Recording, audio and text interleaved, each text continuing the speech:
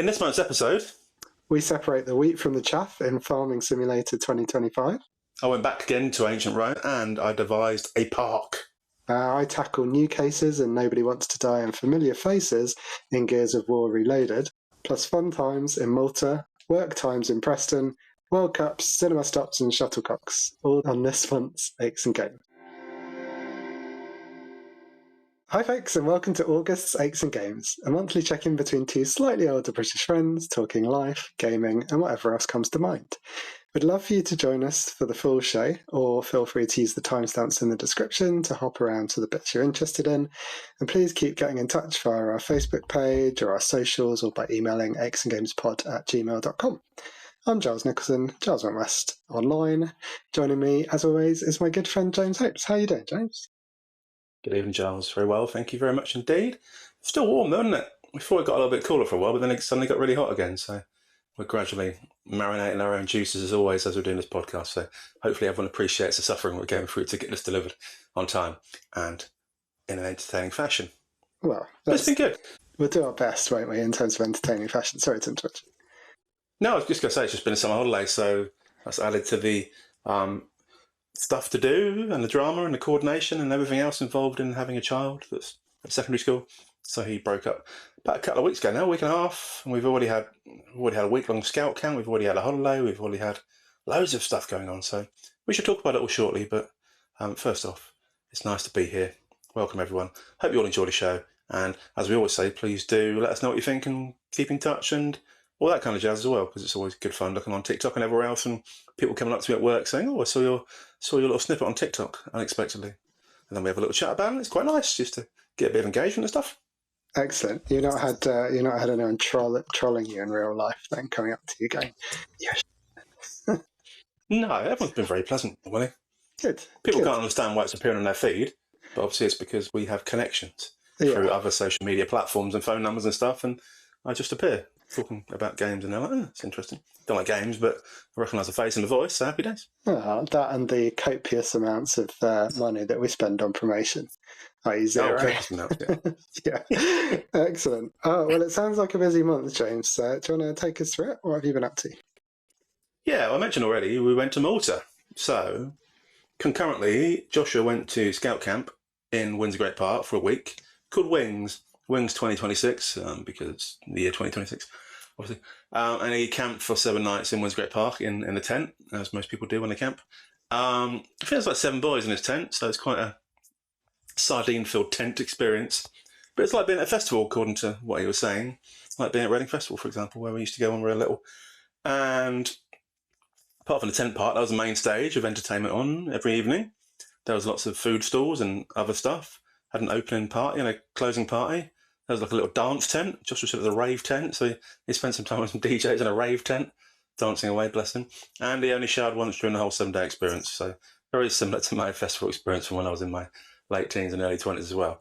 So yeah, so when he was there, we thought it'd be a great opportunity, hopefully, to go away, just me and Sarah, because we've not done that since our 10th wedding anniversary, which was nearly 7 years ago. Being our anniversary on the 6th of August, which is a few days from now. So we took the opportunity and hoped that he wasn't going to have any accidents or incidents or hate it so much that we had to fly back from Malta to pick him up, because there's no one else locally that could really pick him up, because my mum doesn't really drive much and Sarah's mum doesn't really drive much, so we're a bit of a loose end. But it went well, so all good. And Malta, I don't know if you've been to Malta, Giles? I've not, and I'm looking forward to hearing about it. Is it good? Great place, yeah. We went there with another friend, Andy Ball, about 16 years ago. When we first got married, for our first anniversary, Andy bought us an anniversary gift of a trip to Malta, which he came with us to. So there's like a Maltese threesome in an appropriate way. But this time, the first time we've been back since then, we went to a different part of the island, because obviously, as you know, Malta's an island, as you can imagine. And we went down a place called Zera, which starts with a G, but it's pronounced Zera. Although when Sarah says it to the bus driver, he doesn't understand her. But when I say exactly the same word, he understood me perfectly, so we couldn't go like that. It's near Valletta. Yeah. There's a good bus network. It's like €2.50 for any distance of bus journey. And you can even connect to another bus within 2 hours of getting a ticket. Great news. So we went to Valletta, which, as you might know, is a walled city. One of the most famous walled cities in the world. So it's very interesting to see all that one. Went on a little harbour cruise. We went to Medina and Rabat. So we saw some old ancient ruins. Went to an old Roman house to see some mosaics and stuff. And it's a fascinating history because they were sort of Christian for a while, and then they got taken over by Turks and went in sort of a Muslim direction. Then they went back to Christianity. So there's lots of sort of temples from different religious backgrounds. So it's an interesting mishmash of different cultures, different buildings, and different names reflecting different cultures and different times of the world. It's a great place. Harbour tour was good. Food was good. Drink was good. Accommodation was lovely. Had a rooftop pool, like an infinity pool. So at the side of the pool, you could see views all over Valletta from across the bay. So yeah, really good. Very much recommended. Do it, Giles.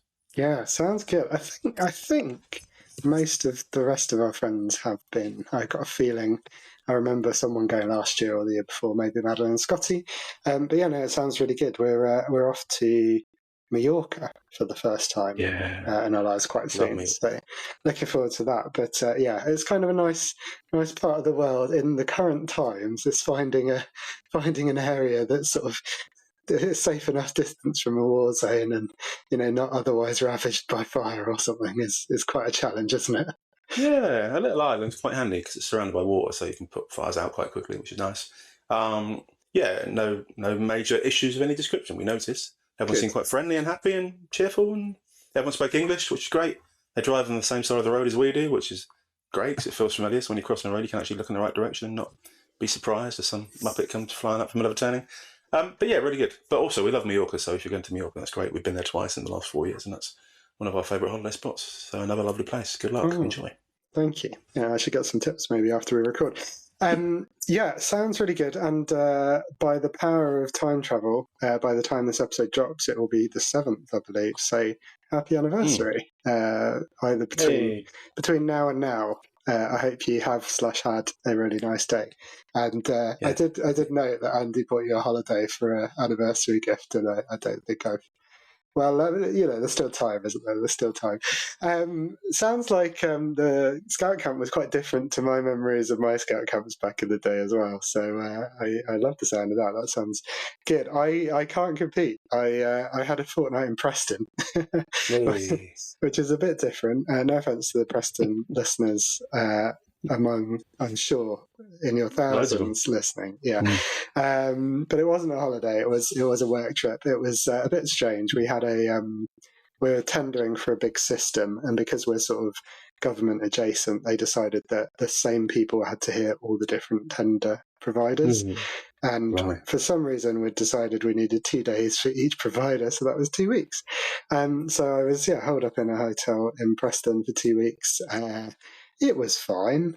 There were lots of football matches on, which was good, so I got to watch those. I took my ROG Ally, so I got some gaming in, which is good, and we'll come back to you later.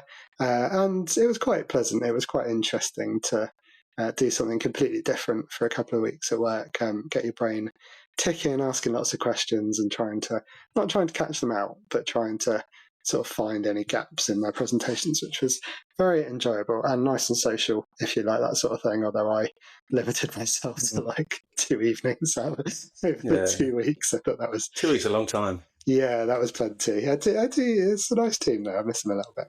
And in the middle, because it wasn't 2 weeks full stop, obviously, non-stop, we had the Saturday and Sunday in the middle, so I came down to London and met H in London, and we went to Avenue Q. Have you seen Avenue Q by any chance? Seen it? Describe it and I can tell you. It is like an adults-only version of The Muppets, a musical. Ah, okay. It does ring a bell now. That's where I've heard it from. Well, I saw it on the notes and didn't know what it was, but now I do, but I haven't seen it now. That is it. It's very good. I would highly recommend that. Not particularly politically correct, and you have to be a certain mindset. It's that Venn diagram of liking the Muppets and musicals and liking lots of swearing and inappropriate jokes. And it seems like there's quite a crossover there. Certainly, we enjoyed it. Yeah. And we had a nice dinner with a friend of Hannah's. We met her partner for the first time, which was also really good. So we made the best Hannah's of it. Partner? That would have been awkward, wouldn't it? Good point. I should use my descriptive words much more accurately. Kira's partner, and hopefully you'll meet him one day. So that was good. And then had my sister Anne and the kids and Rich over for a barbecue last weekend, which was mostly headlined by my overambitious cooking, where I got myself in a right flap trying to balance a barbecue, an air fryer outdoors, and various other things. It's the sort of thing that I managed quite happily for the two of us, but scaling it up for a number more and trying to use sort of makeshift tables to balance things on turns out not to be a very good idea. So no, not good at all. we all got through it. No one died. No one got injured or ill. So that was good. But yes, I wouldn't say it was my best meal ever. So that was my highlight. We finally admitted defeat with barbecues this summer. Our barbecue we've been used for years has been down a side path for years, gathering dust and rust and animals. We finally took it on the tip the other day, so we've given up on never having a barbecue again now.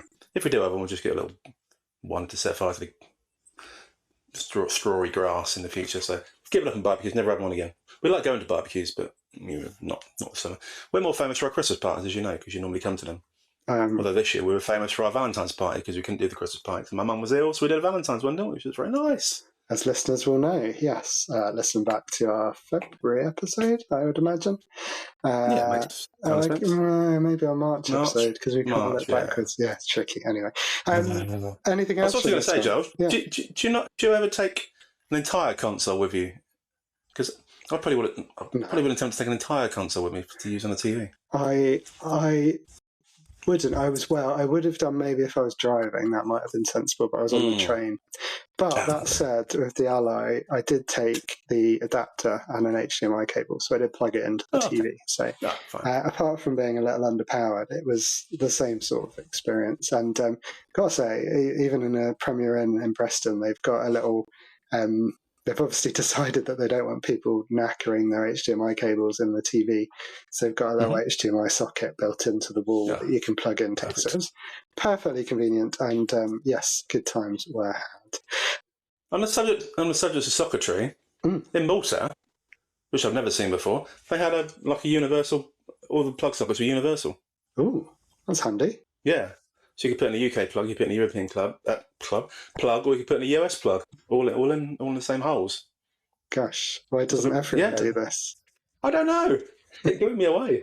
I actually remember to bring the converters this time. We bought 2 converters, and then we got them. And plug anything you want to. That's really interesting. So I recommend Malta for its plug socketry. In case you ever do go there, look out for that. They're really, really tourist friendly with that. Why isn't every plug just a combination of all the different sockets, and then everyone can plug in everything everywhere? Exactly. Anyway, one day, maybe that's the future. It's quite a new hotel. It's only like 2 years old, so maybe this is the future, and it's happened already. That's it. Anyway, so we've done Giles. We've done. Sorry, mate. We've done Josh's bit. We've done our bit. You're going there in the future. You're doing Mallorca. Very good. We haven't done much else this month. We played. You mentioned the football. Obviously, the World Cup finished, didn't it, this month? It'd be remiss not to mention that one. Some disappointing semi-final, but a very enjoyable third, fourth bronze medal playoff match against France. I quite enjoyed that one. And then a pretty drab final, wasn't it? Kind of killed off the whole thing. Argentina against Spain in the final. Awful game, but the right team won. Argentina was shown up for being generally unpleasant all round. And And then Donald Trump made a bit of a muppet of himself as always. And then FIFA fell apart and all good. That's what I was only doing a face because of the bronze medal thing. I think the bronze medal thing is nonsense. It was a fantastic game. And yes, even more entertaining has been watching FIFA and played afterwards. Hopefully by the time the next episode rolls around, we'll have a different organisation in charge of football and everything will be fine. Maybe. What else would you call it there? It's got to have an F in it, isn't it? It's got to have an A in it. FC something and just keep renaming it every year. I think that's what EA did. Seemed to work for them. Sounds like a top plan. Thank you. Apart from that, I've been going to work quite a lot and I've been rowing quite a bit.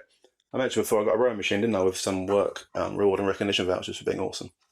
And Sarah didn't like it being downstairs in the end because it made our family area look too rowery. And although you can fold up, it's a bit of a ball ache to fold up, so we like to leave out. Anyway, so we put it in the spare bedroom now, and now I row in the bedroom, which is nice. Got a carpet up there. But obviously you need to wear shoes when you're doing the rowing, so I have to wear some special shoes to go on the rowing machine. Whap open the window, and then there's lots of little programs you could do. There's a company called Merak, which I think means merit in a different language, and they do lots of pre-recorded exercise programs for you, up to like an hour long with different intensities. So I've been working through one of them every couple of days, and feeling a bit better for it. So there we go. It's not helped me lose any weight at all, especially eating like a pig in Malta. And and next week we're going to Lanzarote, just for those people who are interested in what we're doing next month. We're going to Lanzarote with the three of us. We haven't been there for a long time either. We're going to see some volcanoes and some dark sand, and again, hopefully not get set alight by forest fires or general damnation of the world coming to an end. So yeah, looking forward to that one. That's all inclusive at least, so we got some guaranteed buffet and pool action for Joshua, which made me happy. But yeah, lots of holidays, picked around some gaming. Happy days.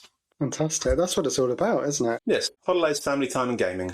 And a little bit of cinema for me. I've had a bit of a cinema month, so just before we move on, 3 trips to the cinema this month, having had a barren spell beforehand.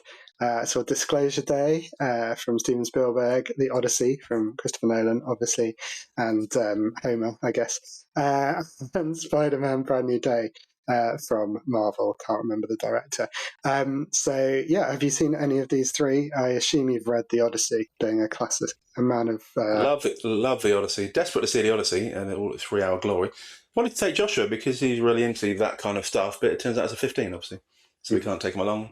If it's a 12 hour, it'd be great. If it's 15, so I can't really smuggle them in. So yeah, very much looking forward to seeing that with Sarah. All the reviews have been pretty good, haven't they? It's not quite as explosively exciting as a book in some ways. It's not as God-focused, but it sounds like it's really good. A nice story, and yeah, obviously very interested in that one, having read the Odyssey and the Iliad at university and in sixth form and for GCSE. Multiple times I've read the Odyssey. Great book. Wow. Well, you've got it covered in that way. Yeah, I thought you would get a more authentic take once you've seen it. But having read up a little bit after watching it, it takes a few liberties, mostly pretty good, I think. But like you said, the sort of gods are portrayed in a much more down-to-earth fashion, which is good. It's epic, literally, I suppose. Anti-war, or certainly sort of pro being a bit civilized. And yeah, 3 hours, but it flew by. Had a lot to cover. If anything, I think maybe it was a bit short, only because there was so much to get through and it made it a bit episodic. It's like, oh, they went to this island, this happened, then they went to another island, this happened. So as you will be familiar with the story, or anyone listening, it is a little bit of that, a bit of the Voyage of the Dawn Treader, if you've read that one or seen that one. Bit non-linear, so classic Christopher Nolan. Scotty, I know if you're listening, will be very pleased with that element of it. So you got some sort of flashbacks and changes of time, loads of good stuff. Excellent film. Spider-Man Brand New Day, also very, very good. Enjoyed that a lot. Spidey or Batman are probably my favourites. And this was a bit more down to earth, a bit less, still full of special effects and superheroes nonsense, but yeah, a little bit more grounded, if you will. And then just did he have a different mask as well? Did he have a different mask? A lot of people are saying his mask is a bit flatter because it's meant to be homemade this time rather than factory. No idea. Possibly. Yeah, he's gone through a few different suits, hasn't he, along the way? And he was. It was all about evolving, I guess, in character terms and physically. So yeah, they had managed to sort of change some of the things that people had complained about, like the mechanical web slingers and stuff. No, loads of good stuff going on. And having just played Spider-Man 2 yes, a couple of months ago, and again, go back, check out the review. I loved it. It was really interesting that some of the sequences felt almost directly lifted from that. There was a scene where Spider-Man's chasing a tank through the streets, and there are so many of those sequences in the game. It really was kind of very similar. I imagine they took it from Marvel films in general for the game, and it's come back again. But yeah, if anyone's interested, having seen the film, again, I'd highly recommend Insomniac's Spider-Man 2 on PlayStation. And just lastly, yeah, Disclosure Day, I thought was also really interesting. Not as good. It had its flaws. It was a little bit sentimental, as I think a lot of Spielberg's recent stuff is. Story about empathy, and terrible title. But pretty thought-provoking. The last 20 minutes, half an hour really made me kind of, yeah, I thought about it for a long time afterwards, so that's a sign of a good film. Yeah, I definitely want to see the first two you mentioned, so we'll be getting those in the diary for the summer holidays, but without Joshua. It's Spider-Man 12, isn't it? It must be 12, wasn't it? Yeah, I'm going to say yes. Can't be a 15, can it? That'd be ridiculous. I wouldn't have thought so. I mean, he's barely 15 himself, is he? I know he's getting on a bit now, but he still looks very young, Tom Holland. It's nearly our age anyway now. He's catching up. Excellent. Well, that was my film corner. Busy film month. Good corner. The only other thing I did was went to a leaving do. So one of my colleagues got up the duff, went and had a baby, and then instead of coming back, she got another job and left. So we're at leaving do up in London a few weeks ago. That's quite pleasant. It's like a cocktail bar. Meant to be like a 90s themed cocktail bar. So there was some cool decor and some pleasant cocktails all on 2-for-1. But obviously with 2-for-1. I never really know for 2-for-1 or whether they just put the price up and then knock them down again, or whether they just put less alcohol in or make the glasses smaller. And I think in this case it's the smaller glasses because it's like a thimble-sized cocktail for some of them. But it's very pleasant. Some of my work friends are very pleasant. So it's a good night out. That's the only night out I've had this month. So that was it. Nice. And obviously with the school holidays in full flow now, we'll be doing lots of more school holiday type stuff. So lots of gaming with Joshua, lots of Fortnite, Lanzarote, and lots of hopefully day trips and bits and pieces. All good. Good stuff. Are you contractually obliged to say they're nice now that we know that they might listen or get a clip on TikTok? Yeah. Yeah, good. Moving on. What we've been playing. Well, shall we start? I mean, we usually start. I know.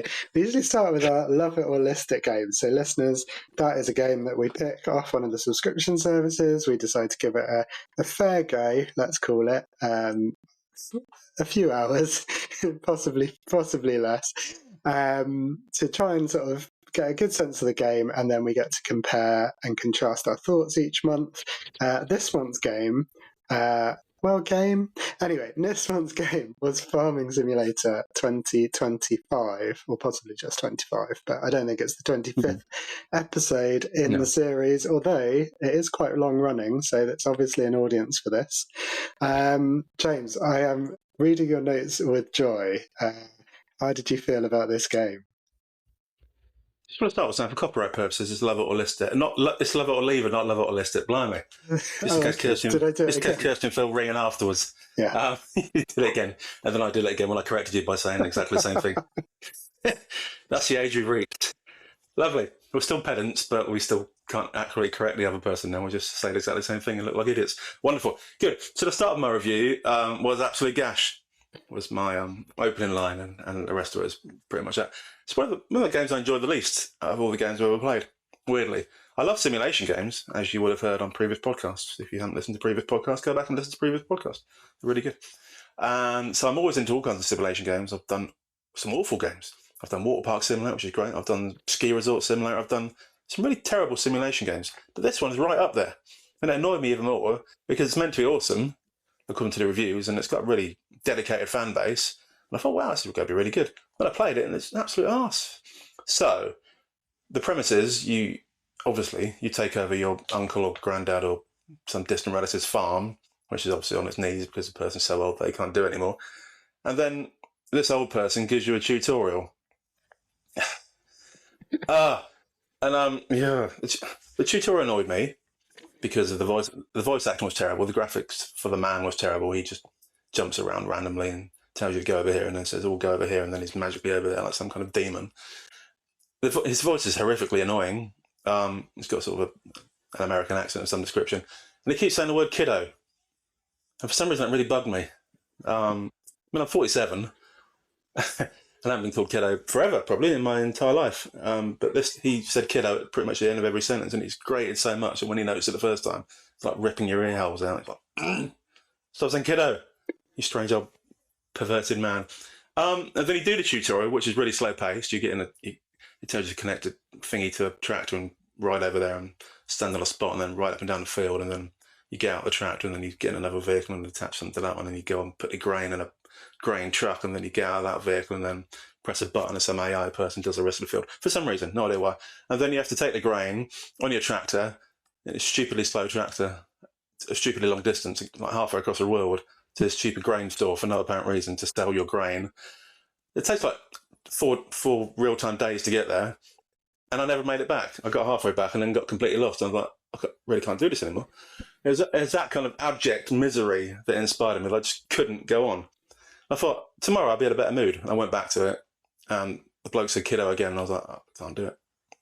Cannot do it. And then I rage uninstalled it and rage quit and gave up. And I would never talk about, see this game ever again. Pathetic game. Bizarre that people love it. It's awful. Thank you. Slightly on the fence, I think.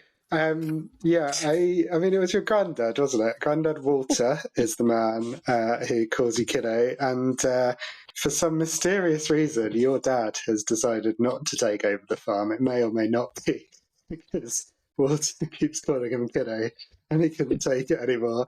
Or it may well be because he just found it so incredibly tedious, he wanted to go off and do something else.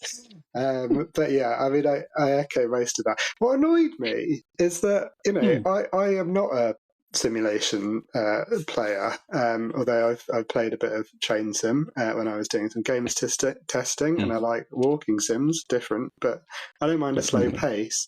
But what annoyed me was, as well as being really slow, then you didn't actually get sort of hands-on. So you mentioned pressing a button to like hook up the machine to the other machine, and having watched Clarkson's Farm recently and enjoyed it and found it interesting in terms of what's involved and the skill and the challenge in terms of, you know, getting a machine connected to the other one and lined up nicely, and if you're doing the combine harvester, lining up the trailer alongside it so you can kind of unload as you drive. It all looks quite cool, but not when you just press a button to do it, which seemed like an oversight. And it may be that, you know, you sort of progress through this game, you can take off those automatic sort of helpers, assistants, and may move on to something a bit more involved. But you've got to get that far through the game. So yeah, I had the same as you. I really enjoyed the action of combine harvesting. That bit was fun. Just watching the crops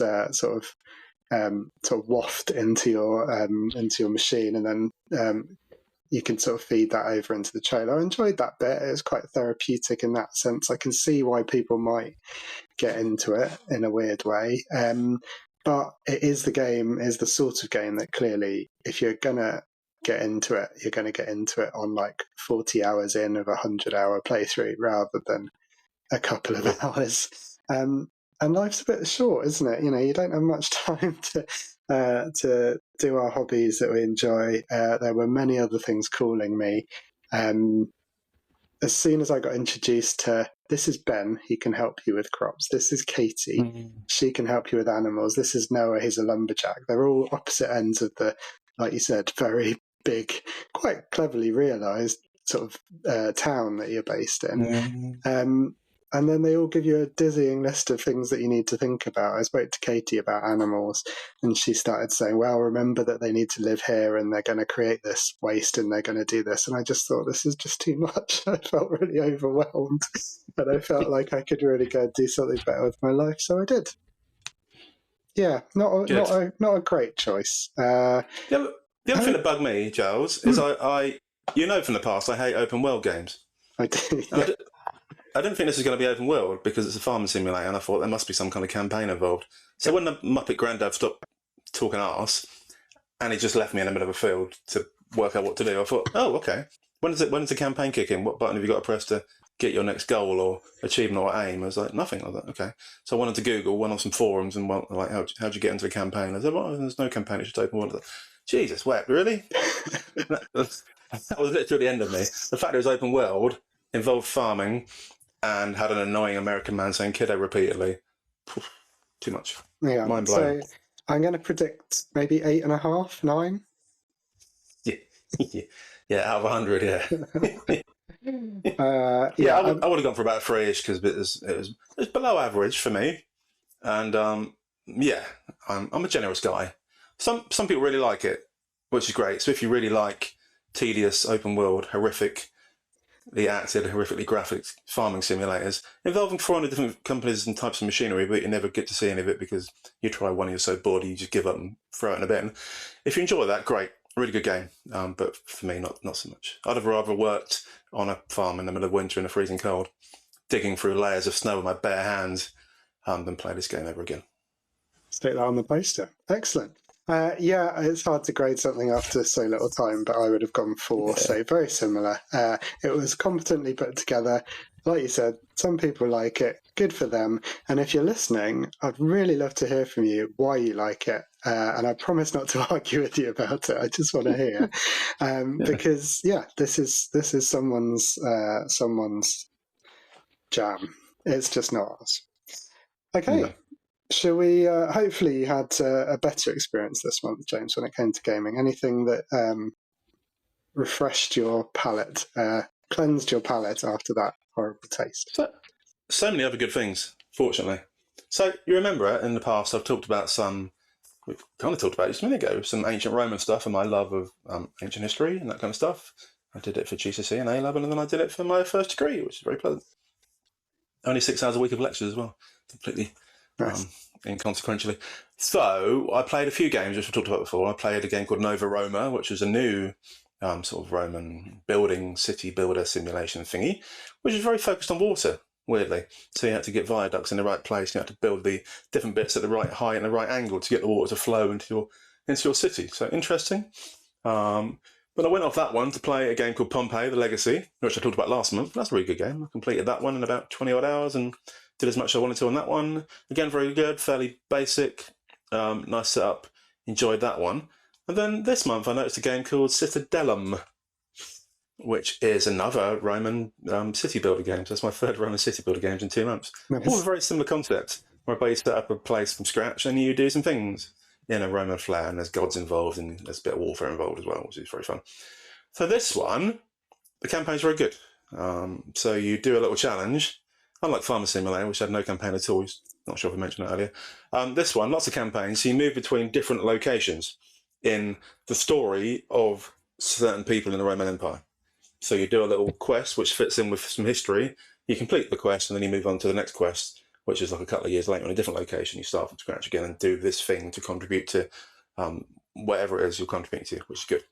This one you can explore as well. You've got people on horses that you can send to other parts of the map to discover new villages and new trade routes. You can set up trade routes and trade in different commodities, which you've got too much of and need more of, which is nice.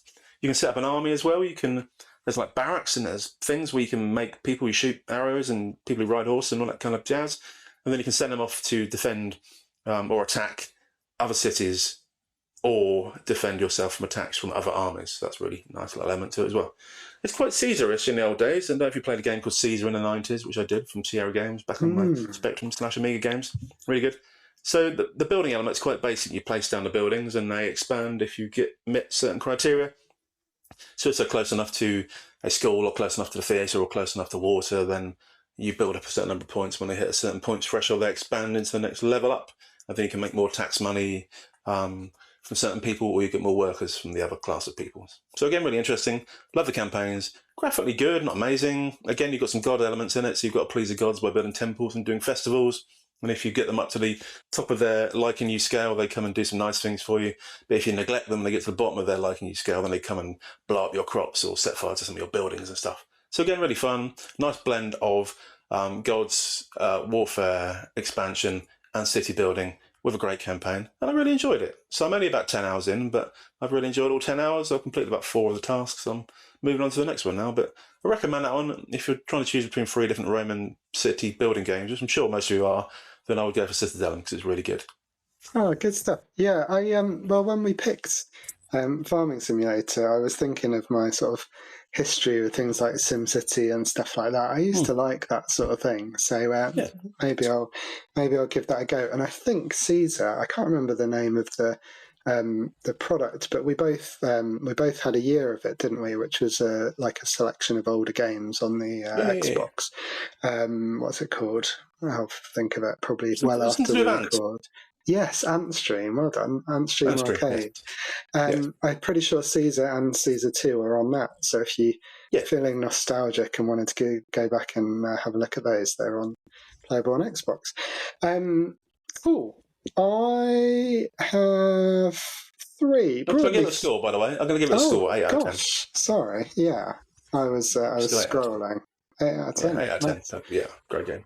We'll go back and compare to Nova Roma and Pompeii the Legacy now and just make sure that is the best score that you've given, but I'm sure it's fine. 8.75 out of 10. You know how you called me up on my correction of half a point a few months ago. I feel like I owe you one. Excellent. Right. Thank you for adding in the score. That's important. Best thing about it? So just a blend. Nice blend, I mentioned, didn't I? Decent graphics, good city building, but also good exploration, and also good army bits. Nice. So nice balance of economy and exploration strategy. Good. Anything it could do better? No, not yet. I mean, it might get samey after a while because there's like 15 different scenarios, and in each scenario you start from scratch again, and you have to put your base down, and then you have to start expanding all the houses. So I guess once you've done it maybe 10 times in a row, then it might get a bit tedious. But as of yet, I've done the first 3 and then stopped for a while, and I'm going to have a break and go back to it and do another 3 at some stage. So yes, so it could be a bit samey after a while. Nice, and you've got a lot of variety this month from what I can see in the notes, so look forward to hearing the rest. My main one, I mentioned that I took the Rogue Ally up to Preston. So my main game was partly to make use of that, really, that it's something that I could play on that and sort of get the most out of it, was Gears of War Reloaded. So this is originally released in 2006, which I genuinely had to just check that was correct. So it's 20 years old. It was on the Xbox 360, the first Gears of War.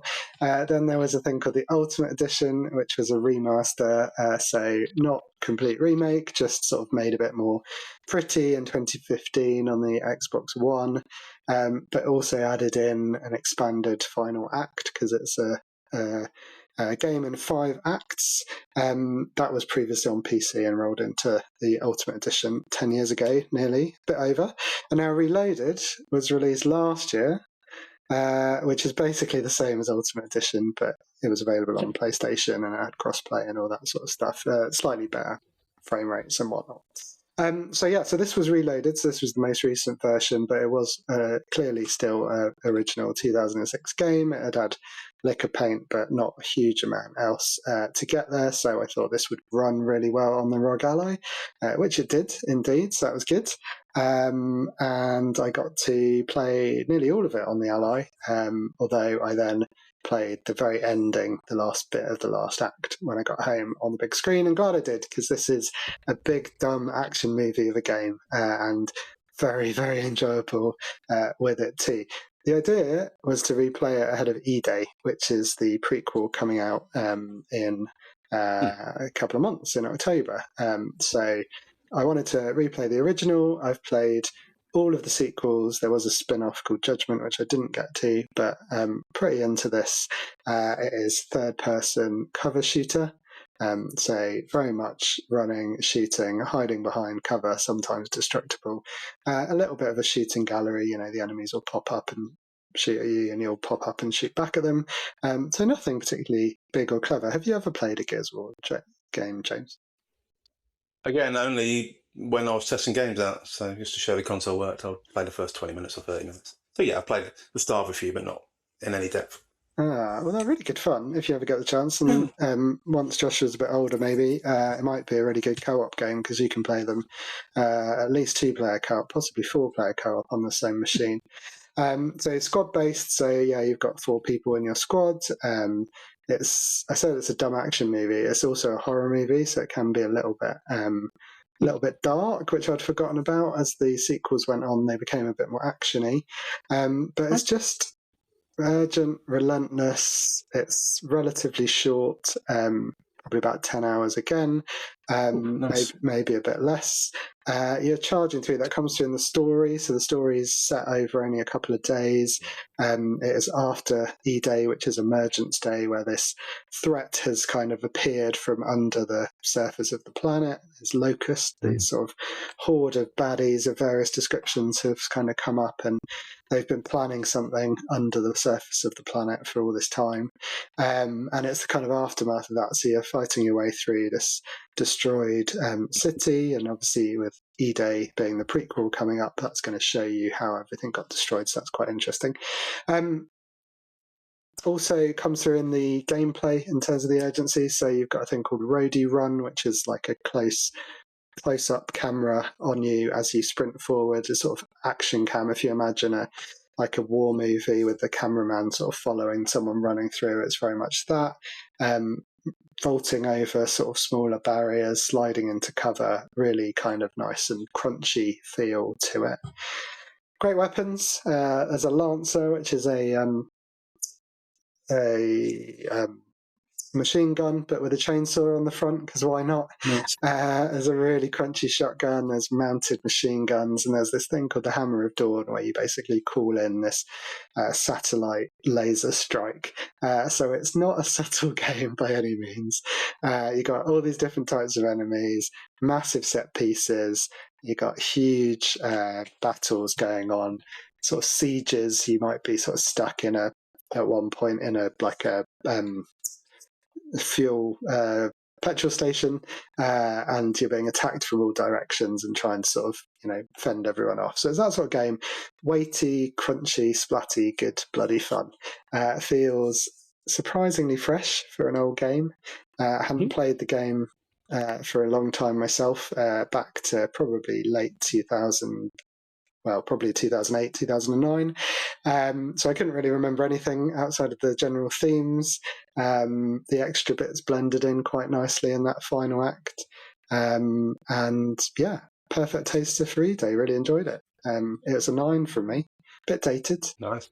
But just pure fun and completely opposite experience, obviously, to trying to farm. The other thing. Yeah. A game that will be unnamed from here on in. Indeed. I'd recommend, James, if you either just dive in. E-Day's obviously a prequel, so they've upped a lot of the a lot of the movement again. It looks fantastic. Might be the place to start. But if you did fancy a replay of the old ones, then they're all on Game Pass and they're all really good. Yeah, you had me at 10 hours long. That's a good length.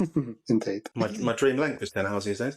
I also, my mind went sideways in that one when I worked out that people who were born in 2008 are legally allowed to go to the pub. That's really weird, isn't it? Oh yeah, we are not as young as we once were, apparently. Or also, if you were born in 2012, you could go to Wetherspoons, go to Monk's Retreat if you were born in 2012. Hang around by the toilets. Not that we'd encourage anyone to do that these days. Also, when you say hang around the toilets, I think you need to explain yourself, James, because that makes it sound like a lifestyle choice. Outside the men's toilets. Is that better? Yeah. Okay. It's better than hanging around inside the men's toilets, isn't it? It is. It was the sort of back of the pub, wasn't it? And it was the place we were least likely to bump into our teachers, who also happened to go to the same pub, so it wasn't very well thought out. If they managed to get in. True. Yeah. We had an economics teacher called Mr. Cook, who was ginger. It looked a little bit like either Beavis or Butthead, one of those two, whichever one was ginger, with a big bouffant hairstyle. And he looked quite young, but he wasn't that young. And he recounted in economics one day that he was disappointed that some of it, this is when they were all 16, they were all in the pub. He tried to get into the pub, he got ID, didn't have any ID, and got turned away, and saw all his 16-year-old students he teaches inside the pub. There we go. Mr. Cook, if you're still around. It's probably old enough to get into a pub now, like 30 years ago. Anyway, yeah, sounds like a good game. Happy to play that one. Also, the other thing I noticed when you were reviewing that one is what does the Do Not Disturb mode on the phone actually do? Because during your bit, I received the phone call, and I'm like, it's on Do Not Disturb. It's got like a big no entry sign at the top of my screen. I mean, how would you do a phone call? What kind of disturbing does it not allow? Maybe it's people can't post sort of problematic memes or any horror stories to you or something. Are they on your clear list or whatever is the politically correct version of saying whitelist? Have I got one? I don't know. Yeah, you've probably said that they're special and they can get through your barriers of defence. My Do Not Disturb is impenetrable. Could be. This is going to be a work call, which I had no interest in talking about on my day off in the middle of a podcast. So oh, well, in which case... I'm going to put them on my non-white list. Yeah, you should. Later on. No, that's... Yeah, anyway, carry on. A red list. Red list? You're getting red people, do you? You've got sunburn, I suppose. Anyway, moving on. So that's your good game to make up for your bad game. I've had my good game to make up for my bad game. Yeah. And I'm moving on to another good game, which we've talked about in the past, because it's called Replaced. Ooh. And Replaced, as I inaccurately mentioned last month, was our game of the month for 3 months ago. And it wasn't the other game of the month, which I thought it was, which was whatever I forgot. Oh, I can't remember what it's called now. What's that? Yeah, by which you mean love it or leave it, don't you? Because Game of the Month Yes. was gone. And I was really careful that time, so I don't think I did it. Yeah, there have been lots. Listeners, listen back. We have a Game of the Month every month, or love it or list. Ah. Oh Perfect. dear. Good. What was a game though that I thought was love it or leave game, but wasn't? That month, because we both Yeah, played it. Yeah, we both we went for played replace, didn't we? Then we both Mixtape. mixtape. Yep. There you go. Good. Don't make So I me finished remember mixtape before, things, didn't I? James. Well, you did so well. Congratulations. Yeah. So this time, replace was our love it or leave it game from Yes. 2 months ago, and we both enjoyed it, didn't we? I thought it was a little bit annoying because it didn't have a soundtrack, and every time you picked up soundtracks, you couldn't play them unless you sat there in menu mode like a plum and listened to it for 5 minutes. Very annoying.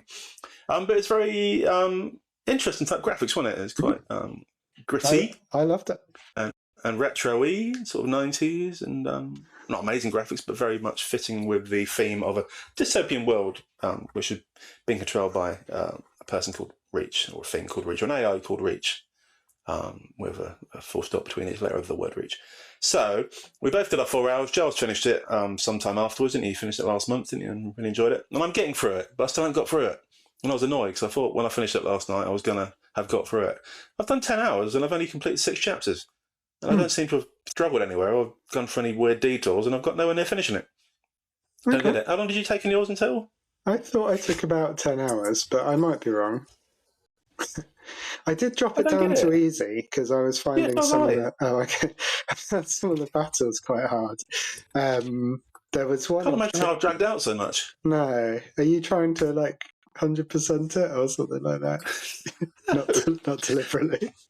Okay. I'm looking around to see where to go and stumbling across bits to pick up. Yeah. But no, weird. Anyway, 10 hours in, I've completed 6 chapters. There's 3 chapters to go, I believe, plus the final credits. I'm probably 2/3 of the way through, and every gameplay says that the final 3 chapters take about an hour each, so it feels like I'm at least 2-3 hours away from finishing it, which would be 13 hours. Very disappointing. Anyway, it's a good game. Like I said, gritty, atmospheric noises in the background rather than the soundtrack, and I've got into the atmospheric noise now. It's fine. Combat's fine. Again, gritty combat. It's not accurate hitting of people. You sort of jump and slide past enemies and then creep up behind them and deflect bullets. And every chapter or so, you get a new little special skill, which means you can do extra stuff. So I've just got a special skill where you can do some kind of vibration thing to knock everyone back a bit, which is quite fun. Loads of platforming. You've got to be reasonably good at platforming to get through certain bits. There's a few little puzzles, nothing too difficult. But good game. I'm very much enjoying it. Like I said, maybe a third left to go, so I'll talk about it again next month when I will have finished it. But so far, it's still 8.5. Very enjoyable. No real negatives apart from not being able to play the soundtracks that you find as you go along. So, and I've got a bit more into the story now. You said once I learned a bit more about the story, I'd feel a bit more engaged in it, and now I do, because it's quite an interesting story. And yeah, Reach has met Reach, which is interesting, and we've now gone back off to do other things. So, good game. Been enjoying it. Okay, yeah. I was trying to place where you were in the story, because even though it was only a few months ago, I can't really remember now. We are very old. But if you hit that bit, then I think you're nearer the end than it seems. But anyway, I don't know. I've just gone back to the hospital now. The start of chapter 7 is back in the hospital because you've just had some kind of incident and you end up back in the hospital with Veronica, and you found a person that's unwell on the floor, a dispatched person. None of this is ringing about. It was very good. I enjoyed it a lot. And interestingly, or sort of by a strange twist of fate, I ended up actually listening to the soundtrack on Spotify while I was working a few times, because it's a really good working music for me. It's that sort of 80s soundwave type music. It really helps me concentrate. So I did finally get to listen to the soundtrack, even though you can't really do it in-game so much. So. No. Another bonus of the game is I don't need to wear my glasses to play it. Some games I need to wear my glasses to focus on small things. Yes. So like on Fortnite, I need to wear my glasses to focus on people's heads to shoot at. But in this one, there's no urgent accuracy needed in the combat, so you can sit a bit further away and still be fine. So if you wear glasses, then I'd recommend this game. Very on brand. Unless you've got really bad eyes, in which case you need to wear more glasses because your eyes are probably worse than mine. Well, just stronger glasses rather than more glasses. We'll sit closer. Stacking them in front of each other. That doesn't seem you mentioned that, Giles. I've got some stackable glasses, Really? which I wore at Malta. So the original pair is just a lens with like the blue light thingy, Hmm. so you can look at screens without Yeah. your eyes burning. Um, but then you can put on either a black magnetic clip-on sunglass bit or a blue one. Nice. Or on really sunny days, you can put both together. Wow. So in Malta, being it was very sunny, when I was by the pool, I had all three lenses on top of each other, magnetically adhesed, and it was very useful. Did Sarah say you've never looked cooler? Pretty much. Yeah. She likes me in the blue light pair of it. Okay. She's not as clear. She's not as keen on the actual blue lenses because they're a bit more reflective, so you look like a bit of a pervert as you're sitting around the pool watching foreigners in the shower without looking. But the black pair she likes and the blue light bit she likes. So yeah, all good. Excellent, excellent. I'm The only having downside was when I was in the revolving doors, both lenses did fall off at one stage because I knocked them and the lens just fell on the floor and some stranger had to pick them up for me and hand me back my glasses. All good. Oh no! I'm having flashbacks to it. Was it Spy Kids? Do you remember there was some old children's film where I think they had some like gadget type glasses where there were like 10 lenses going in. Anyway, it reminds me very much of that. But I'm sure you looked cooler. Thank you. Speaking as we were about 10 minutes ago about grittiness, I went for something gritty for my next choice. So other than this, I'm just wrapping up a few little bits and pieces. But my other game that I did play from start to finish this month was a game called Nobody Wants to Die. It is one that I bought with my actual money, or rather, probably bought with credit that I don't by, religiously clicking things every day for Microsoft and their silly reward points. But, jokes on them because I got free stuff. Yeah. So I think it's about £6 in the sale. It's a film noir style.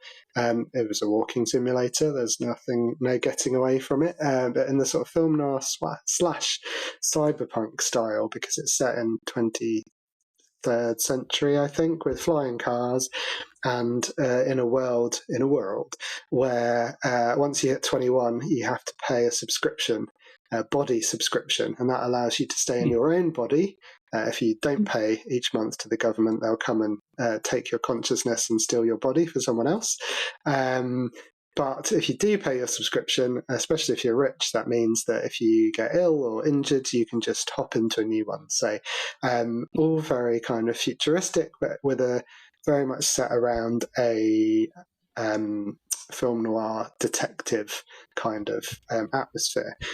So gritty, double crosses. You play a detective who's sent in to investigate a mysterious death of someone in high society, a wealthy man who's found in sort of compromising position. Your name is James, as if you didn't know. James Cara is the investigator, and you're supported by someone called, can you guess who the woman who supports you by phone is, James? Oh, must be Sarah. She's called Sarah, indeed. Yeah. So that kind of amused me briefly, and they're both very likeable, which, like the real version, obviously. But he's a disgraced cop, so he's got a bit of an interesting backstory, so hopefully this is where you differ. He has a bit of tragedy in his past as well, so you sort of find out more about him as you go through. Sarah also has some dark secrets, or some secrets anyway. You learn a lot about her as you go through it. And it's really good. It's like I said, it's a walking sim, so the gameplay is mostly crime scenes. So you go into the scene, you have a couple of different tools to sort of investigate. So you've got one thing which reconstructs the scene, so effectively kind of winds forward and backwards through what happened, with a sort of holographic representation. You've got an X-ray machine handheld, and you've got a UV light, so you can kind of see blood trails and stuff. And it's quite on rails. You have to do things in a certain order. It's not much of a game to it, really, if I'm honest. But it is really interesting, really good atmosphere, really interesting story, quite engaging. It sort of accelerates towards the end quite nicely. It's about 6 hours, so really nice and short. And I really enjoyed it. The only thing is, sadly, I didn't quite enjoy the ending. It didn't stick the ending for me, which is always frustrating. Less frustrating after 6 hours, though. But so I'd go 7.5 for this one. It would have been 8. I was convinced it was going to be an 8 until the last 20 minutes when I took a half a point off it. But yeah. Recommend it for cheap and because it's short. I'll do that. We said the same about Planet of Lana 2, didn't we? Great game, awful ending.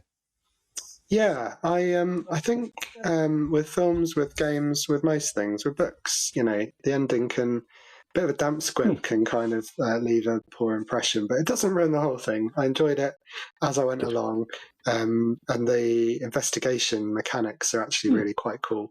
And you can kind of, there's one of the scenes is a shootout, and you're moving freely in 3D. It looks really good as well because it's not a high budget game by any means, but you can move in 3D around the scene, and you can obviously sort of roll the footage forward and backwards through this reconstructor, so you can kind of see exactly who's doing what and when and why, and piecing that together with all the clues. So yeah, enjoyable and something very different. Didn't they do a bit of that in Cyberpunk? Yeah, There's some mechanic there where you rewound stuff in a bar. Was that called night dancing or something? Dream dancing, maybe. Yeah, dream. Yeah. Maybe it's a cyberpunk thing in general, but it was. I guess we'll all be doing it in the future, won't we? It was shorter than that game, and therefore better in my book. It wasn't short for me because I only played 4 hours of Cyberpunk, so that's a short game. Probably quite similar, actually. I think I scored Cyberpunk probably in the 7s, but Cyberpunk I had grand expectations and didn't quite live up to them. This one, I went in expecting it to be a self-contained, nice, simple story, and it really was. Perfect. Happy days. I'm going to talk a little bit about Parkitect because I played that quite a lot.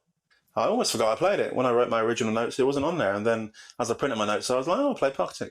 So I wrote it on in pen and then added it to the notes. So Parkitect is, remember the olden days? There used to be like Roller Coaster Tycoon 1, 2, and 3 and other. There was another cool game I played a couple of years ago called something, Planet Coaster. Planet Coaster was good. Anyway, Parkitect is a little bit different. It's quite cartoony, as you would expect. It's a park simulation, so you can put rides in and shops and all the usual stuff and paths and attractions and all that jazz. But it's just got nice feel to it. There's lots of nice little challenges, similar to the games I've already mentioned. So very similar ilk, similar types of rides. You can build your coasters from scratch. You can build your water rides from scratch and the transport rides, and that's quite fun. You can employ staff and set up little routes for them to get from the stocking bay where the stuff gets delivered to the shops. And then you can set prices, and you can set price for rides and employ cleaners and put benches down, all that kind of jazz. So again, not a simple game at all. But again, as I always like, it's got a nice campaign. So you do a challenge in your park, you complete the challenge in your park, you then move to another park and start over again with a new challenge. And I always quite like that because it feels like you're progressing. Whereas other games, including games involving farming, there's no campaign at all. I don't know if I mentioned it earlier. So you didn't feel like you're progressing at all. Awful game. But this one, lots of scenarios, lots of progression, and it really floated my park boat. Interestingly, when I was a child, I used to want to be a park keeper when I was like 6 or 7. That was my dream job, was to run a park of some description so people can come and be entertained. Theme park or some kind of visitor attraction as opposed to a green space. Yeah, or even a local park with a little adventure playground or something. That's always my little dream as a child. Nice. Still my dream now, but I don't think I'm ever going to achieve it now. Maybe when I retire, I'll set up a park. Yeah. Might look a bit weird as a pensioner set up a park for kids, but there we go. So this game is very good, very much recommended. Graphically not amazing, obviously. Sounds quite sweet in the background. Lots of good campaigns, good bit of variety. Again, like every other campaign-based game, could get a bit boring after a while if you whack through loads of theme parks because you start from scratch on each one, albeit in a different location and with different graphics. But good game, probably 7.5 and 8. Not outstanding, but one of the better of those types of games that I've played, and one that I'll be going back to next month during the summer holidays, as long as Joshua lets me on the Xbox at some stage, which is unlikely, but maybe in October. Good stuff. Do you want to do your others as well, James? I've just got a few bits to wrap up. I think we're on sort of bits and pieces, aren't we, left? Yeah, I mean, we've both done one, haven't we? So I'll save that one so you could talk about it and compare and contrast a little bit. I thought you should go for that one. You go. Oh, I could go. But you finished it though, didn't you? I haven't finished that. I started it. I did We're finish it. both at very different ends of our journey on Astrobot. So we mentioned Astrobot last month because Giles had started it last month, I believe, and I promised I would start it because he made it sound so good. And I think Joshua got it for Christmas last year. So Joshua had played it for a few weeks at the start of this year, but then went off it, primarily because it's on the PlayStation 5, and I moved the PlayStation 5 into this room so he couldn't get to it while he played on the Xbox. So that's probably why he stopped playing it. But he went back to it today as well because I went back to it last night. And I thought I'd give this a go because it's a bit different before the podcast. I'm talking about Astrobot. And similar to previous Astrobot games, there's a VR version which we both got into originally on the PlayStation 4, which is very good.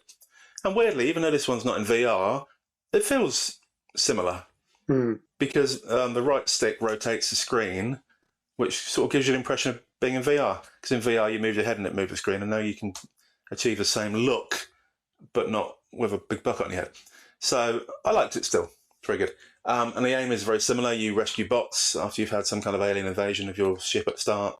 You start off flying at a PlayStation 5, and then you get taken over by an alien ship, and then all your bot friends, all 301 of them, get kidnapped and are in various locations around different planets around the solar system. You go through different planets. You jump on things.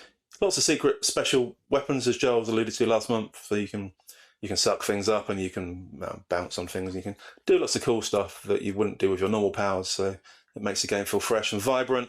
The graphics are awesome for that type of game. Sound is very obviously catchy and engaging, as you would expect from that type of platformy type game. Exciting all the way through. Always new challenges, always new things to do. Never feels stale. Always feels fresh. Always fast-paced and action-packed. And in each level or world you go to, you have to find as many of the bots that are there as you can do, and some puzzle pieces as well. And you create a sort of jigsaw puzzle, which unlocks certain things later in the game, which is cool. So even though you can complete the level very quickly, you can then go back and find all the puzzle pieces and find all the bots if you didn't do it the first time round. So lots of longevity, great game. And me and Giles, that'd be weird, wouldn't it? Me and Joshua are playing it together today as well because he got back into it and is a lot further along than me. I've only completed the first 6 level and he's completed like the first 40 odd. So he's nearly there and I'm not. But great game, very much enjoyed it. Giles felt very much the same, I'm sure, and I doubt it changed towards the end of it. Yeah, no, I loved it. Yeah, finished it, and I was quite near the end when we recorded last month. I think I finished it before the episode ended up coming out, so in a few days afterwards. Just echo what you said and what I said last month, really. Awesome game, really good fun. Playable credits at the end as well, which is just so much fun and actually made me see through to the end. And so good that it's inspired me to go and have a look at some of the other platformers on my backlog. So I've got Sonic Frontiers, I think it's called, to play in Sackboy as well on the PS5 through some subscription, I'm sure, in the past. And there's new Spyro coming out, isn't there, in the spring? So suddenly just reminded how much I like platformers, and it's quite nice to play something bright and colourful and fun in amongst all the inevitable grit and giblets when it comes to Gears of War anyway. I was trying to find another G word. Gore would have been the word. Yeah, giblets is an unusual descriptive for it. Well, once you hit someone short range with the shotgun, there's definitely giblets. Anyway, so yeah, Astrobot was a sort of finish it off type thing for me this month. Played a bit more Forza Horizon 6 as well. Still a great game. Very much enjoyed Winter. I think it's every week or every fortnight they have a new season. And when we got to Winter earlier this month, I enjoyed just being in the snow because it's really hot in the UK at the moment. It was just really nice to be in a winter setting. But I've always enjoyed racing games in snow. There was a spin-off from Forza Horizon 3 called Blizzard Mountain in the Australian one, which I loved. So that was good. And then lastly for me, Call of the Elder Gods is our ongoing game that I'm playing with Hannah. Taking our time, so I'll come back to it when we've got a bit further, but it's a puzzle adventure sequel to Call of the Sea, which I really enjoyed. Darker, a bit more supernatural, not quite as good as that game so far, but some really good multi-stage puzzling and a nice way to spend an hour or so together each evening. Score to be confirmed. Yeah, I think I'm going to play Call of the Sea with Sarah, I think, because you made it sound good last month when you talked about the newer version. So yeah, looks good. And when I looked at the reviews, it looked really good as well. So that was it. do it. The only thing I've really played, as I alluded to earlier, being at school holidays, Josh was on the Xbox for parts of each day, and he always wanted to play Fortnite because that's much more fun in two-player game. So we played a lot of Fortnite this month. The current season involves lots of sprites. So there's like 70 different sprites you can master. And each sprite you put on your back as you go in, you pick your sprite you want. You can collect sprites from sprite chests and everywhere else during the Battle Royale levels, which is fine. And each sprite has different power-ups that it gives you. So you either replenish your health or your shield when in the water, or you can go extra fast, so you can fly a little bit and different kinds of stuff.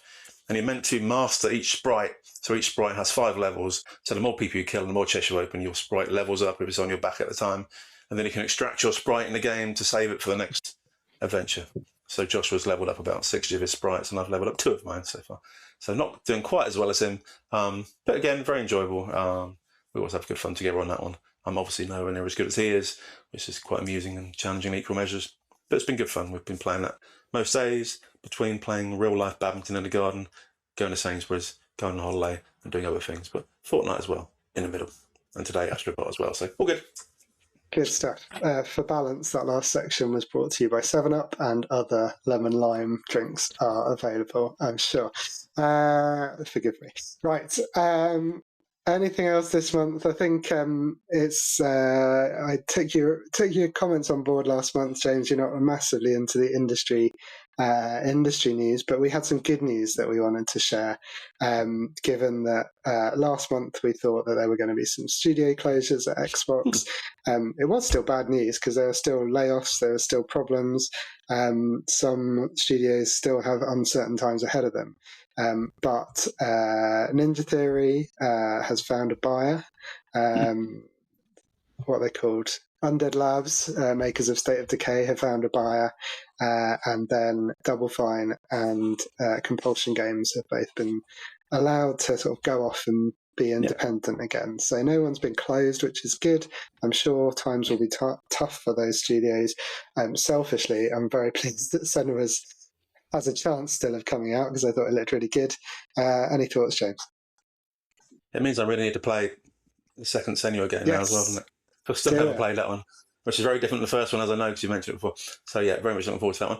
But like I said, the only downside is when the companies have gone back to being independent, it's a completely different industry, isn't it, really, from being part of a massive industry where they pump lots of money into it and you get your games done a lot quicker and they throw a lot of money into it, but now you're back to trying to self-fund stuff and be a bit more fiscally responsible. So even those 2 companies you just mentioned about to still lay off some people and cut back a bit to make it a bit more like they were before they joined the massive beast that was Microsoft. So still uncertain times, but at least they keep going, like you said, and hopefully we get some good games out of it. Not that that's the only thing that's important, but for us, it's probably the most thing that's important for those type of things. So happy days.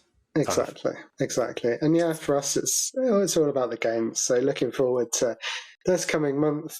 We've got some things added to the subscription services. We've got some good looking stuff coming out. James, I saw you had picked a couple off the list to highlight. So I think we both like the look of Signalis, which is on PS Plus, right? Yeah, thought it really good. PS Plus, it's on the Essentials bit. They've announced 3 essential games so far, which is out from August the 4th to the 30th, which is obviously they'll all be out and available by the time you listen to this. All good. But yeah, Signalis looked really good, I thought. It's kind of survival horror with puzzles and other fun bits in it. So that looks like quite a big game. And yeah, looking forward to that. It's been well received so far since it's been around. So happy days. So I'll definitely be playing that one as my only PlayStation Plus game of the month. I downloaded all 3 last month and I haven't played any of them yet, including Call of Duty Modern Warfare 3, was it last month? Or 4? Something was last month. Yeah, 3, I think. Yeah, 4's coming out. I generally only try to put in my library the ones I'm actually ever going to have a chance of playing. Because if you picked all 3 every month, then you just get like 36 new games a year that you never get a chance to play. So I'm trying to get 1, maximum of 2 per month that are the ones I'm most interested in. So Signalis is that one for this month. Interesting. We have very different personalities because I make sure that I bagsy absolutely everything that's available. So on PlayStation, I've got all these games that I'll never play.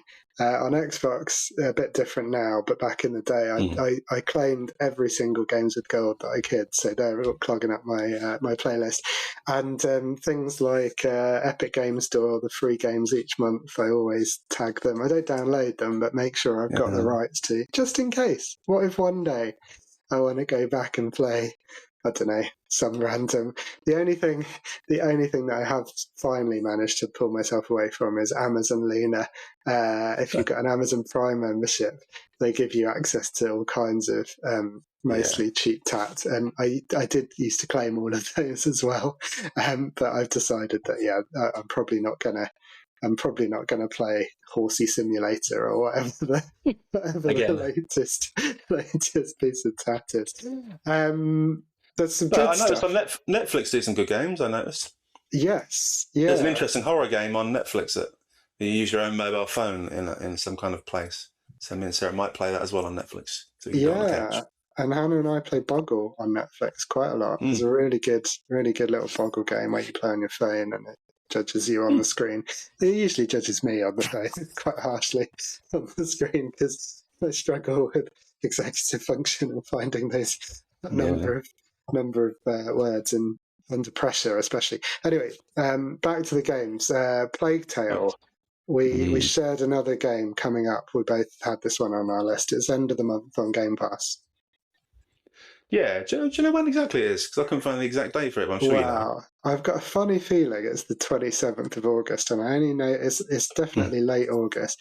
But do you remember, I think I put in the notes a couple of months ago, August 27, and you said, and you saw it and said, oh, next year, that's a shame it's not till next year. So that's why I think it's the 27th. But definitely end of the month, coming to Game Pass. Looks a little bit more action-y maybe than the first two. It's a spin-off, so what's really it called though? interesting. It's not called Plague Tale, is it? It's called Resurgence? Revengeance? Convergence? You test me. I believe it's called Resonance. Resonance. A Plague Tale Legacy, I think is the full title. Cool. There's probably a colon in there too. So. Yeah. There's a colon in all of us. There's new characters and everything now, and it's not Amicia and Muppet Boy with the Rats anymore. I believe new people. Yeah, I believe the main character in it appeared in Requiem, the second one. So she was the kind of a character who came and joined you later on in the game, I think.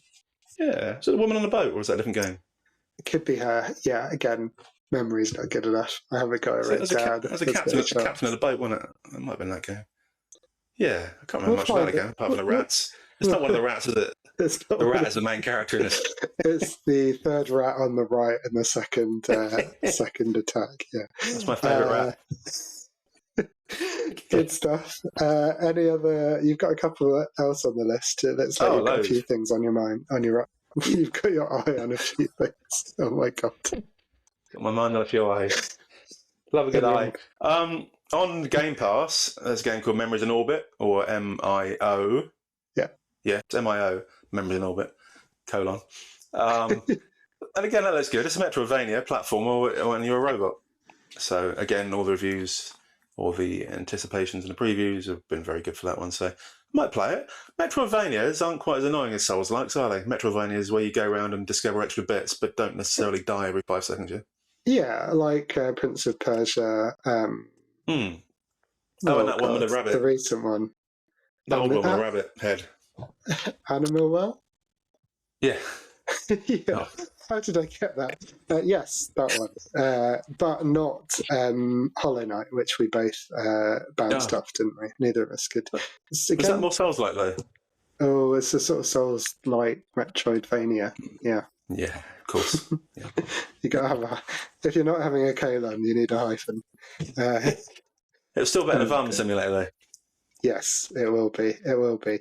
And what I'm hoping is good is Halo Combat Evolved. Campaign Evolved, which is the remake of the original Halo. And I've never played the original Halo, so I'm looking forward to it. I did start to play it in the Master Chief Collection before they announced this, and then I thought, well, I might as well wait and play the remake. It would be coming to Game Pass. at that point anyway. It was a reliable thing. Game Pass day one. Hopefully it continues.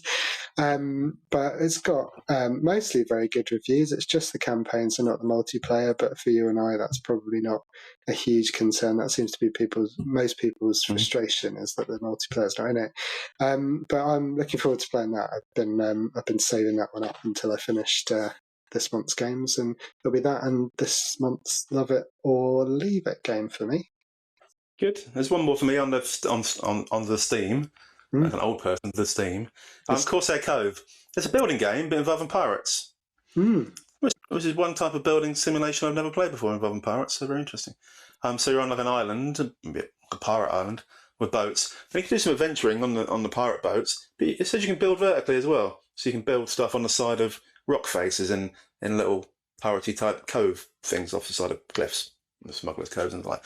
Looks really good, so that's coming out. It's still like full price though, so it's still like 25 quid.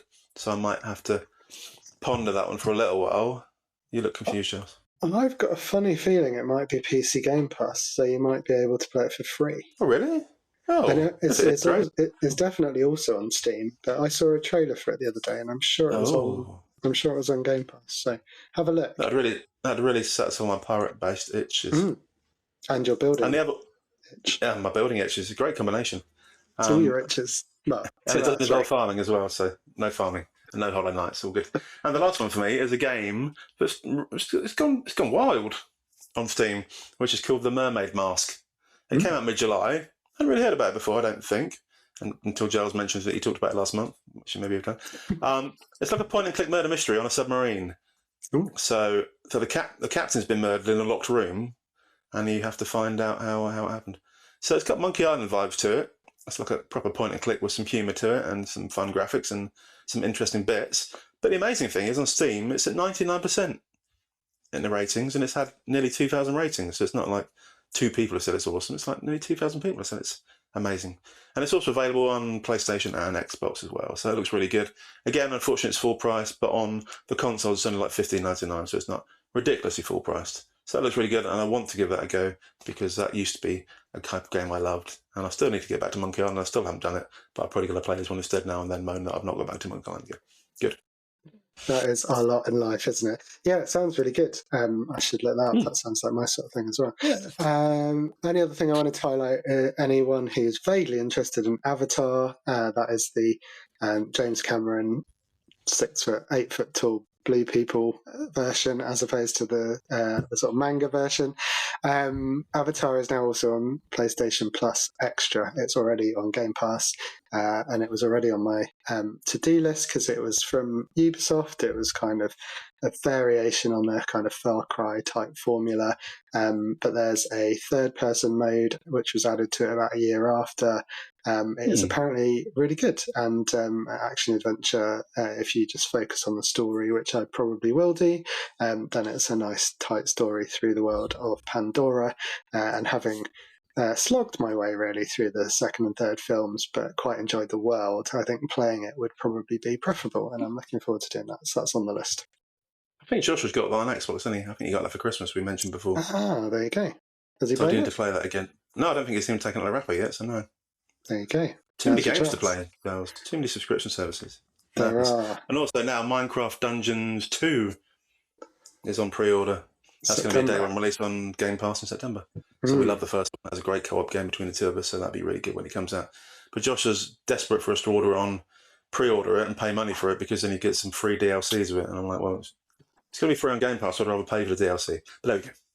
Yeah. It's a different mindset, different generation. Well, and it's your money, presumably, so that's going to be an incentive, isn't it? Yeah, you disappeared for a second there, but you come back, so I don't know what the incentive was. Well, I was going to say, if you're paying, then I could understand his perspective would be somewhat different from yours. So. Yes, no, absolutely. But we'll get it one way or the other, and we'll buy the DLCs one way or the other, whichever is the cheapest way of doing so.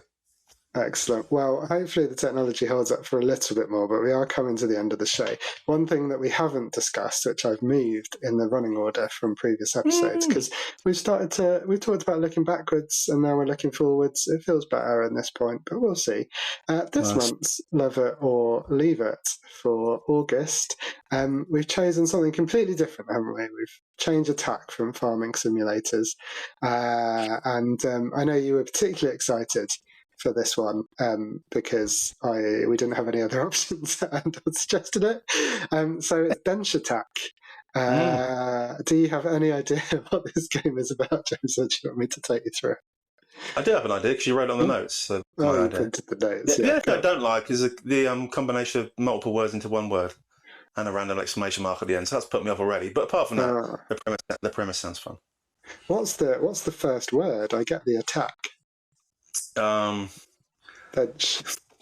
Bench. Yeah. Maybe we'll find out. Maybe the final boss is Dame Judy in her Godzilla form, and spelled slightly different. I thought Dench was written on a bridge on the way to Kingston, but I think that's Hench.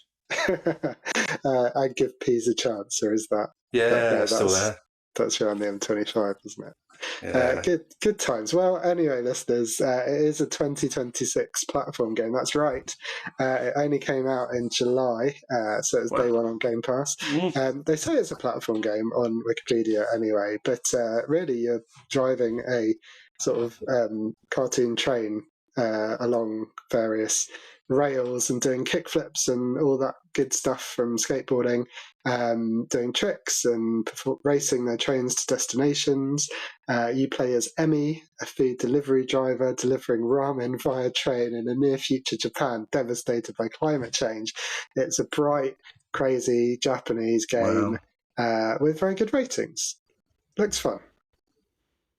I like the way it says on rails because it's on a train. That's nice. That is good. That is good. Yeah. It sounds quite dangerous. Sounds quite inappropriate, doesn't it? Well, we're going to find out because you're jumping from track to track. You're doing all these amazing tricks. There's a lot going on. I watched the video review of it just before we came on to remind myself what the game was actually about. And it looks really fun. So I'm feeling positive. It's going to be a lovely little blast of colour in our otherwise dark miserable lives. Yeah, that's what I was going to say. What's the other skateboarding game we played? What was that? Yeah, Boom Boom Parkitect. Bomb Funk Cyber. No, Bomb something. Bomb Rush. Boom Rush. Bomb Rush Cyberpunk. Yes. Bomb Rush, it was very disappointing because Jet Set Radio is one of my fond memories on the Dreamcast. Yeah. I don't know how much I played it, how far I actually got, but I remember playing it. What I thought was quite a lot, and then we went back and played that Bomb Rush Cyberpunk, and neither of us really gelled with it. So I'm hoping that part of the problem with that was it had lots of score attacks that stopped you progressing, didn't it, and battles and stuff, whereas this looks very much more, like they said, on rails. You're sort of progressing through, and I think it's just how well you do each time. I'm not sure that you can necessarily fail so much, as I did fail a lot in that game and got a bit frustrated. Yeah, it's an awful lot. Maybe we should make a mental note never to have a game with cyber or farming in the title as a future level or leave it game. I'm going to cross my Cyber Farming 27 off the list for next year. Yeah. Oh, well. Yes. Good idea. Right, James. Oh, last little point, Giles. Someone at work who's called Nick Cook, who's retiring shortly. I manage him at the moment, Nick. I've mentioned him before because he plays games with his son. He played a lot of PUBG. But he was talking about Thingy the other day. Great story. What's it called? Black Flag Thingy. What's it? Assassin's Creed? Yes, Assassin's Creed Black Flag. The remastered version. He said it's very good. And he asked me if I played it. I said I hadn't yet. And I mentioned my story about having 7 different iterations of Assassin's Creed on my computer and never having played any of them. So now he insists that I play it. So I might have to play that one day. But they're all very long games, aren't they? You played Black Flag and that was one of the better ones you said, I think? It was possibly the best one, yeah. It's Assassin's Creed 4, which I think is the 6th game in the series because video games are ridiculous. But it married the assassin-y, parkour-y gameplay with some nice pirate sailing and sea shanties and stuff. So what's not to like? Yeah, I haven't played the remake, which looks very pretty, but it's recent enough that I don't feel the need to go back to that one. I do have Origins, Odyssey, and Valhalla still to go, and they're all massive. I need to play Odyssey now. It feels like I need to play Odyssey when I see the film. Yeah, apparently it's had massive uptake in numbers because of the film, which is a bit odd because I think it's only really sharing the name and sort of vague sort of Greek sort of Yeah. setting and themes. But anyway, each their own, each their own. I would happily go and watch Ulysses. Was it called Ulysses 33? There was a kids' cartoon. He was in Oh, space, and I did only know this through looking it up as well. I should have remembered. But Ulysses and Odysseus, they're the same, aren't they? Just in different yeah. languages. Yeah. Very confusing. Right, I think we need it done, don't we? That's the show. A little random detour into kids' cartoons and Greek/Roman history. If you did enjoy the show, and in fact, if you didn't, we'd really appreciate you giving us a 5-star review regardless. Subscribe to the podcast, give us that review. It really does help us. We do also appreciate your comments, so feel free to pop over to our Facebook page, comment on TikTok or any of our other social platforms. We're at Aches and Games. An email, you can gamespod. You can email us at achesandgamespod.gmail.com. I'm Giles Nicholson. At least I still think I am. How about you, James? I'm not Giles Nicholson, and I've already given us a 5-star rating, so I've done my bit. So please do the same. Also, check the Facebook page, go on TikTok. If you're from my work, then hello again. Thanks for seeing me on TikTok and following the link to this episode, which I'm sure you've all done. Excellent. And then obviously the website with lots of stuff where you can see all our latest episodes, including all the videos and some reviews from the past, which I'll probably need to update at some stage in the future. And also, come Friday, this episode will be live on YouTube, although not live, but yeah, pre-recorded live on YouTube. So if you want to see our faces, say the words that you've listened to, then please feel free to see our faces. Thanks for joining us. Please do contribute. Play the game. Can't remember what it's called, but I had attacking it and maybe some Genchers and I don't know. Maybe some dentures in old person's attack game. Attack with the dentures. Yeah. That'd be a good game. But, if you enjoyed Farming Simulator 25, why? Drop us an email, explain yourself, and we'll see you again, same time, same place next month, probably. Yeah, first Friday of the month for more Aches and Games. Bye. Bye.